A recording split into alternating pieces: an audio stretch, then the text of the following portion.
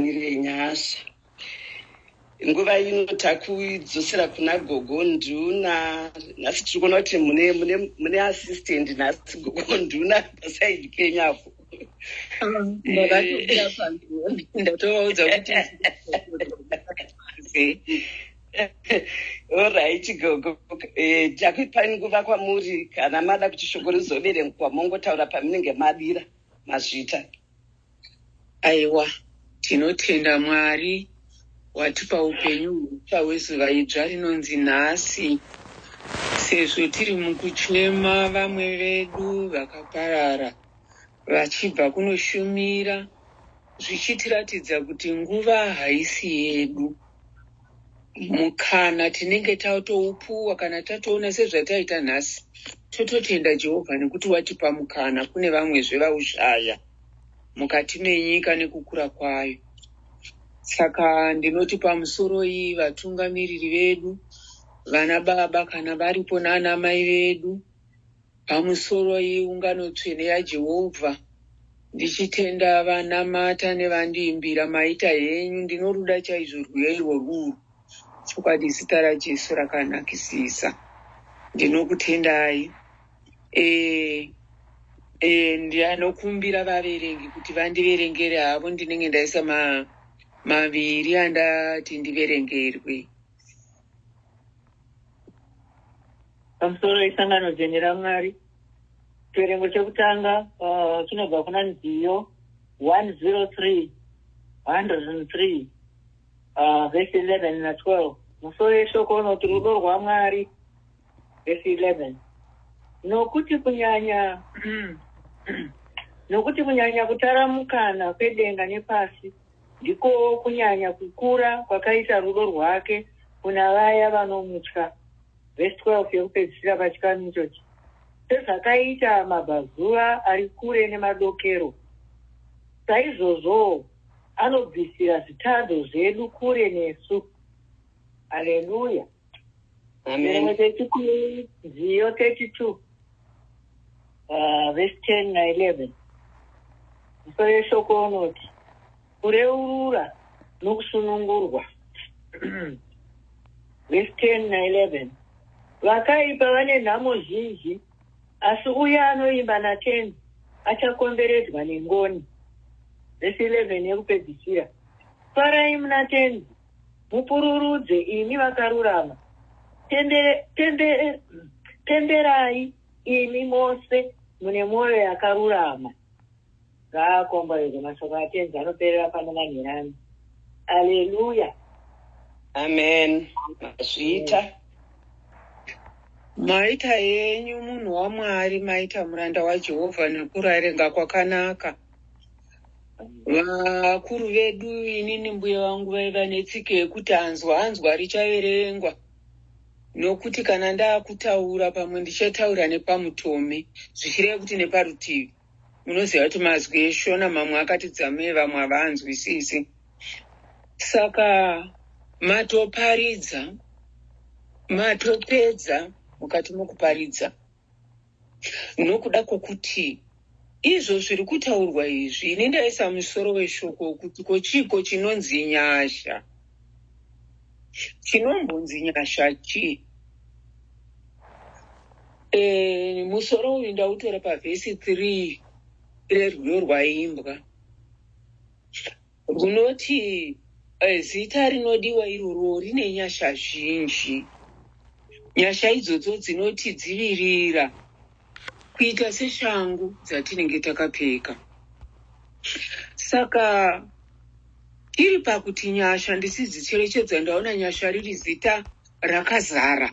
Panika kuZimbabwe kwedu kuchishona, nyasha rakazara. Dzimwe nyasha ndedzekuti Mwari wandinzwira nyasha, ndanga ndisinawo. Pamwe ndaita 10 years ndisina mwana, ndamuwana. Nyasha dzawanzwa. Mumwe unoti nyasha nekuti anenge abuda pakamanikidzana.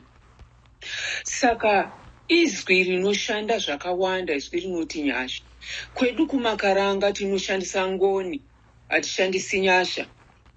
Kana mashona achiti nyasha, isi tinenge tichiti ngoni, zvichireva zvimwe chete. Kana toenda pangoni zvoreva kuti ngoni ndidzodzo dzimwe chete dzekuti unenge pamwe wapinda pane chimwe chinhu ukanamata, Mwari akakunzwa kuti ndawigwa ngoni naShe. Vamwe vachiti harwi nengoni kureva kuti munhu anofigwa chaizvo, anofirwa nevana, anongobereka vana vachifa. Akazobereka mumwe chete, mumwe vanhu votumidza kuti rufu haruna ngoni. Dai rwamuregererawo. Saka mazita anoshandiswa mazuva anoshanda pakawanda-wanda. Saka kwanhasi ndingati ndangonyora zvinhu zvinongoita zvitatu kana kuti zvina chete tiri pangoni idzodzo panyasha. Kuti nyasha idzi dzakasiyana papi, zvinenge zvichiitwa sei, zvichirevei kuti dzizovapo nyasha tizodzida, dzizofamba nesu, tizodzipiwa kune vanenge vadzipiwa, nekuti hadzipiwi vanhu vese. Tingazara chechi tikaita nokunze, asi pamwe munokuzara kwedu kwese ikoko munogona kuwana vanhu 5 bedzi kana 10 vachipiwa ngoni, vazhinji tichidzishayiwa. Saka pane dzekutanga ngoni dzinonzi Plendos Mercy. Plendos yacho ndi PLENTOUS Mercy. Nyasha idzi dzakawanda, muchirungu vanoti overflowing surrounding mercy. Inyasha dzakawanda dzinenge dzichitenderedza munhu, dzakakutenderedza nyasha idzi, wadzipuwa. Tinodziwana papi pa103 pasamu dzaDhavhidhi. Hanzi nokuti sekukwirira kwakaita denga, kudenga uku, nokureba kwakaita kumabvazuva nekumavirira kwenyika, ndo zvakaita nyasha idzodzo dzinenge dzichipuhwa munhu. Saizvozvo anobisa zvitadzo zvedu kana kuti kudarika kwedu. Mamwe rangu rinoti kudarika kwedu, iri handinaro yezvino, asi mamwe achiti zvitadzo zvedu. Zvinobviswa sei zvitadzo izvi kuti tizopuhwa idzodzi ngoni? Ndichinonzvera mumashoko ndoona kuti munhu panoda rudo kuti uwane ngoni, panoda rubvumo kureurura misi yose. Zvitadzo zvedu hazvireveri kuti kana uchireurura unongoenda kuna mufundisi chete. Hanzi unoreurura zuva rega rega usati warara.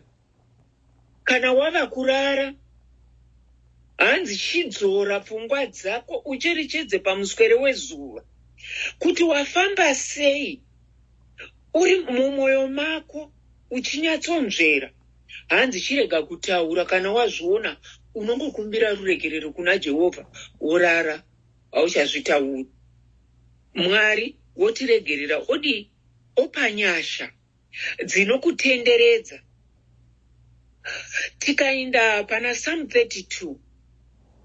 PaPsalm 32 tiri kuwana pane inonzi Compass Surrounding Mercy. Compass Surrounding Mercy, kamba chacho ndi CAMPASS.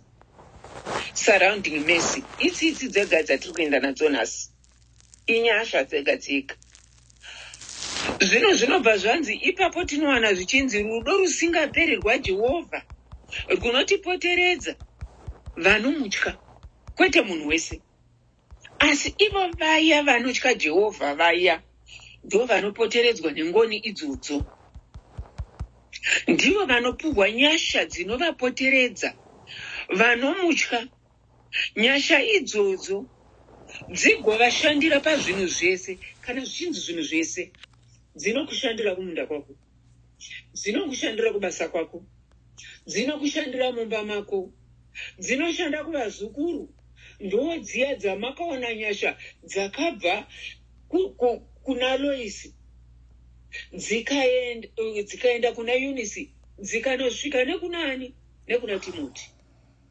Inyasha idzodzo dzatinopuhwa, asi dzinongopuhwa chete ivavo vanotya Mwari. Kuchirungu vanoti only to those who trust in God will be surrounded.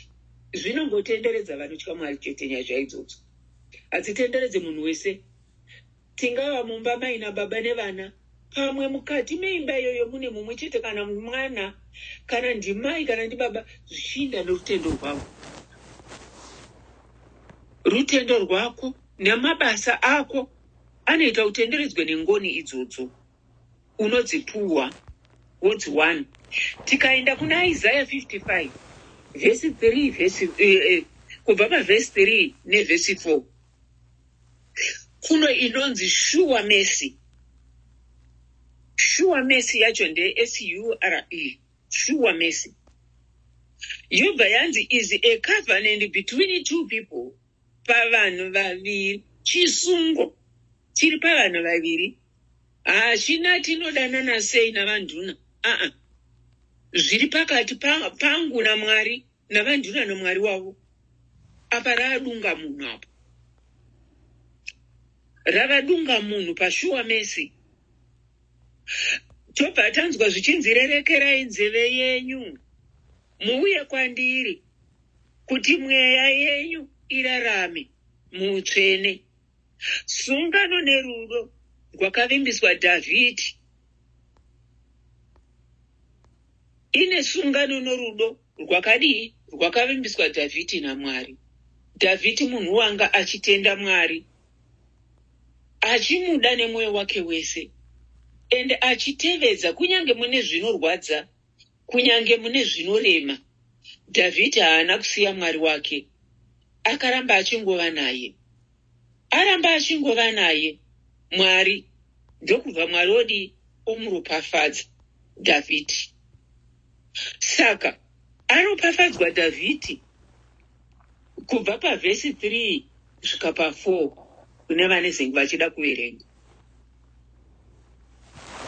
Kubva pavhesi 3 kusvika pa4 Dhavhidhi aropafadzwa naJehovha. Tinonzwa zvichinzi mutsamba yake akanyora Mwari unoti iye, rerekerai nzeve yenyu muuye kwandiri, ndinzwei kuti mweya yenyu irarame.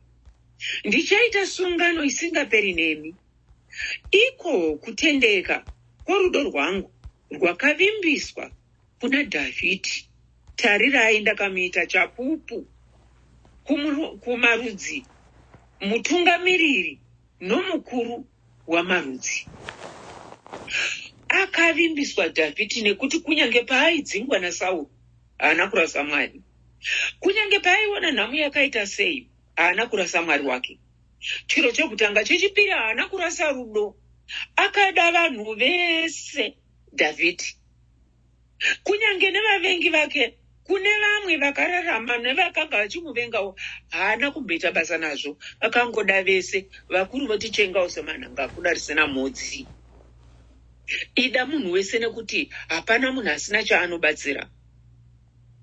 Kana murombo chaiye, kune mukadzi wamambo wanga aine zvese asina zvaanoshaya. Kuine murombo wakanga ari murombo wokupedzisira mudunhu iroro. Asi musiyano wanga uri pavanhu ava kuwana, uye anga achiwana zvese nezvakakwirira. Murombo anga asina chaainacho, asi ive nechinhu chimwe chete chakasingawanikwi nevanhu. Zvichireva kuti hakuna munhu asina chaanowana kana chaanobatsira. Aingowana hundi.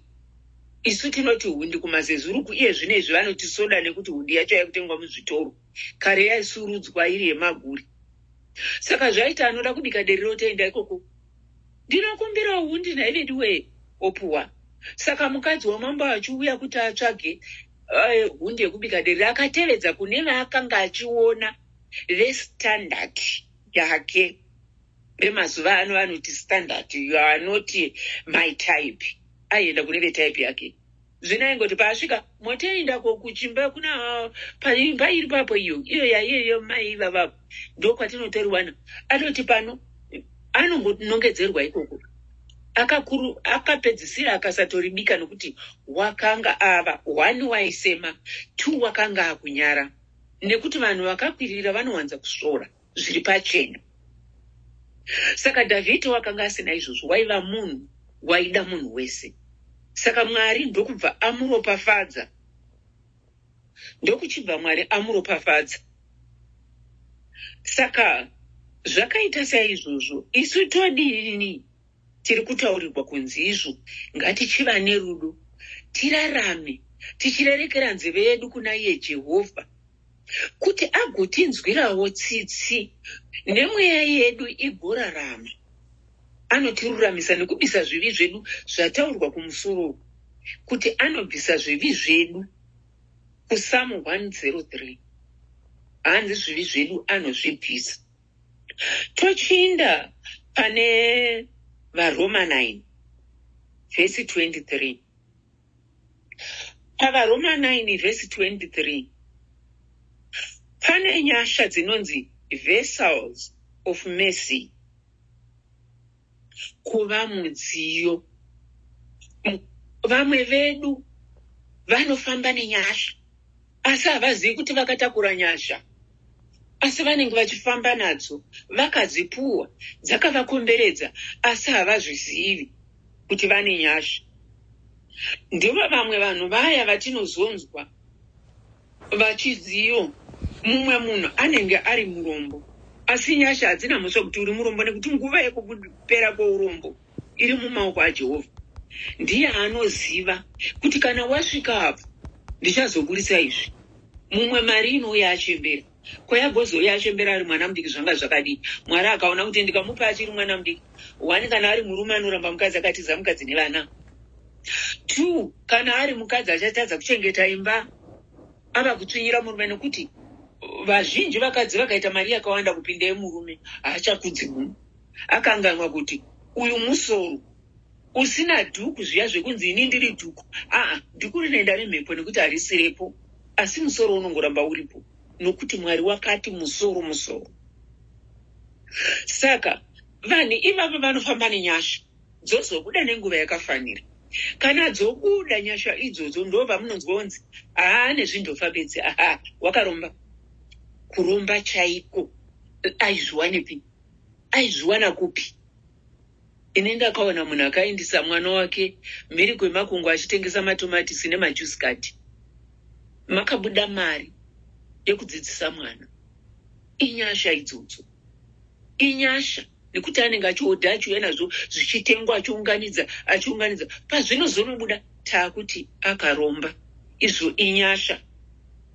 Nyasha idzodzo vanobva vataura kuti vanofamba munyasha vanoporeswa, vanoyananisa. Hanzi munhu ane nyasha dziri maari dzaanofamba nadzo akanamatira anorwara anopora. Onzwezveriwe mufunga kuti mainingi vakangouya vakaisa munamato, kana kuti vana mabaningi vakangopora nepano vakaisa munamato. Aiwa chokwadi munhu akasara kunzwa zvakanaka. Vane nyasha dzacho, vakadzipuhwa, vanofamba nadzo.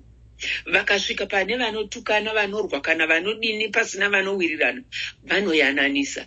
Mashoko avanoburitsa mumuromo mavo anoyananisa, anodzora mapenzi nekuti vakazvipuhwa. Zvichiratidza kuti muupenyu hwedu vanhu mumwe nemumwe ane zvipo zvakasiyana nezvevamwe. Hatina zvipo zvakafanana. Saka mukusiyana kwedu kwezvipo izvozvo ndiko kunoita kuti nekushanda kwedu tishandewo zvakasiyana zvinoenderana nezvatiinazvo. Asi chinongodiwa kuva pana Jehovha kuti tizadzise zvipo zvatinenge takapuwa izvozvo.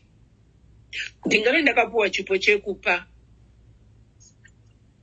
uchipa nemwoyo wese, haunyunyuti, hauna chakanaka, hauna chinoshamisira. Kana wapa munhu wapa, haudi chinodzoka, nekuti uri kupa, ende uchipa mabhesti. Chipo chako chawakapuwawo. Mumwe ane chipo chekurima, mumwe ane chipo chekudi, zvese zvakasiyana siyana zvatinenge tiinazvo. Hanzi nyasha, hanzi pandakakwidzwa nenyasha handiburuki, handibvume. Mukadzi uya akaimba akati pandakwidzwa nenyasha handiburuki, handibvumi, kunyange dai ukada kunditurura ndinoramba. Nekuda kwokuti nyasha dzacho ndinenge ndakadzipuwa, ndodzibatisisa. Hanzi nyasha dzinokurirwa, nguva yenhamo. Nyasha idzodzo munguva yenhamo dzinokubatsira. Nyasha dzinokurira munguva yenhamo. Nyasha dzinochinja munhu spiritually, physically, automatically. Dzinokuchinja, dzigokuitisa zvese izvozvo dzakachinja Sauro kupinda kuti aite Pauro agoita muparidzi mukuru watiri kuverengana nhasi.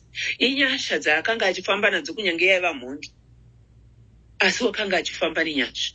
Nguva yekubuda kwenyasha yakwana, wakangosangana naJesu akamuita zvaakamuita kuti ave bofu. Iye hatizivi kuti ini panondinetsa ndepekuti akaziva sei kuti ndiishe wamuitisa izvozvo, asi wakaziva yakanga iri nguva yenyasha dzaakanga achifamba nadzo. Dzinopa zvechivimbiso, dzinopa tariro yechokwadi, nekuti zvinonzitenda ukakumbira chinhu kuna Mwari chitenda kuti chinhu ichocho uri kuchiwana kunyange chisati chasvika. Wochitotenda kuti ndachiwana nemwoyo wese anzorega kunyunyuta kana kugununa kana kuti kuti hanzirega kuti zvine manamatira andaita waya kuti ndanyatsonamata Mwari wazvinzwa. Mwari watozvinzwa. Izvo hazvisinei nekuti azvinzwa iri kana kuti haana, asi iwe bvuma kuti zvandakumbira ndichazviwana. Zvandavimba nazvo ndichivimbisa Jehovha ndichazviwana. Jehovha unondipa chete inguva. Kana nguva yakwana, Jehovha unondipa zvandakumbira.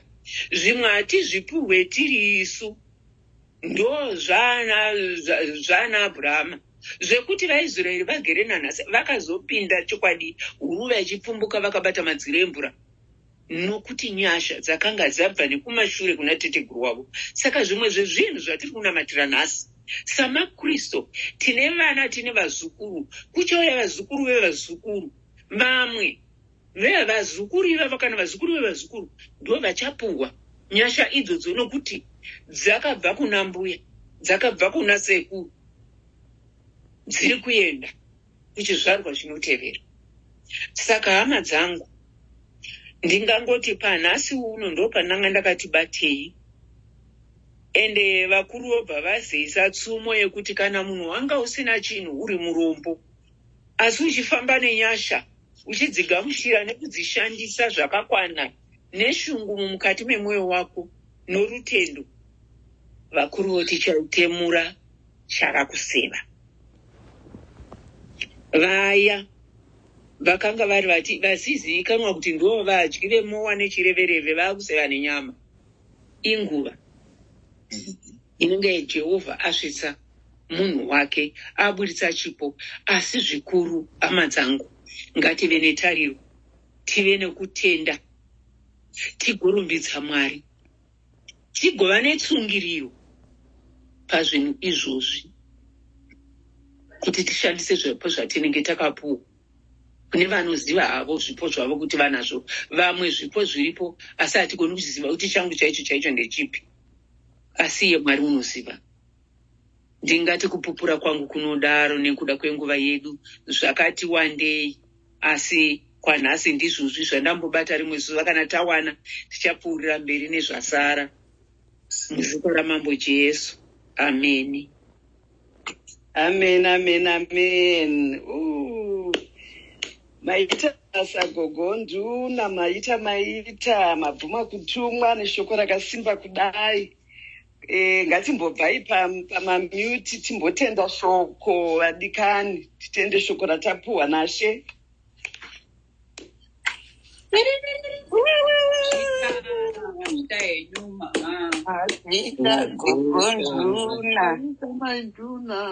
Masvita yenyu